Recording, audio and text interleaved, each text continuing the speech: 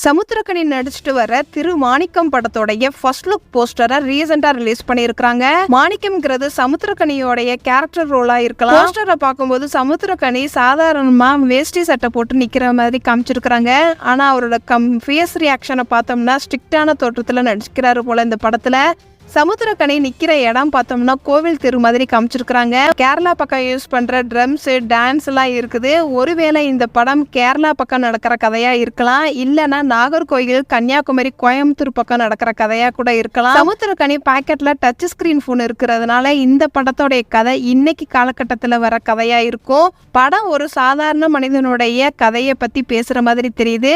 அதுக்கேற்ற மாதிரியே இந்த படத்தோடைய போஸ்டர்ல ஒரு டேக்லைன் கொடுத்துருக்குறாங்க, எளிய மனிதர்களின் வாழ்வே அறம்னு. உங்களுக்கு இந்த போஸ்டரை பார்க்கும்போது என்ன கதையா இருக்கும் அப்படிங்கிறத சொல்லுங்க. இந்த மாதிரி வீடியோவுக்கு நம்ம சேனலை சப்ஸ்கிரைப் பண்ணுங்க. டாடா பாய்.